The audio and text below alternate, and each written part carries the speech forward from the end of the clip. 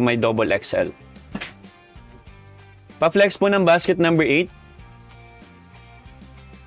Basket number 8. For basket number 8, guys, we have here are ito, 5-in-1 hipster brief. Ito, guys, this is perfect for schooling and even guys sa works na 5 days yung pasok, guys, or kahit hindi naman. And basta pang matagalang brief yung hanap mo, ito, guys, dito 5 piraso na po yan. Makapal yung garter, stretchable, cotton polyester yung material with good crotch and spacing po for our Tweety Bird sa front part. This is how it looks like.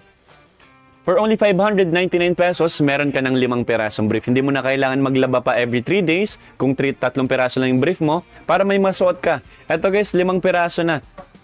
Lalo na kung pagod ka sa work, di ba? Tapos maglalaba ka pa pag uwi ng bahay para lang may masuot. So medyo ano siya guys, medyo hassle siya and medyo exhausting siya. So para mas convenient on your end, para makapagpahinga ka ng mas maayos, hindi ka na maglalaba agad kahit hindi mo pa rest day, yung 5 pirasong brief na agad yung check out mo.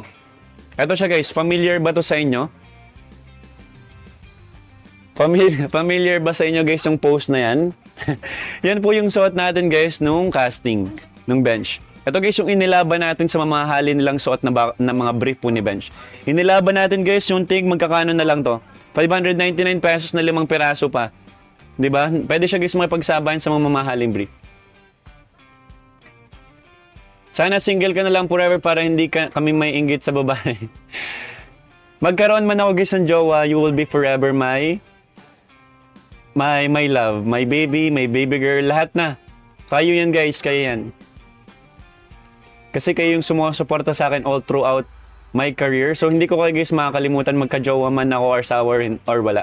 And for basket number 11, sige susuotan natin yan. Yan ito guys for basket number 11. Sige suotan natin yan para kay baby si Eltin, ikaw pa ba? Lakas mo rin sa akin eh, wait lang ha. Kamusta ka si Eltin? Parang ngayon na lang ulit kita nakita sa live. Guys, wala tayong smaller sample po ha. This is size medium. So medyo may kalakihan pala guys yung sizing nito. Suotin ko lang. Wait lang guys ha.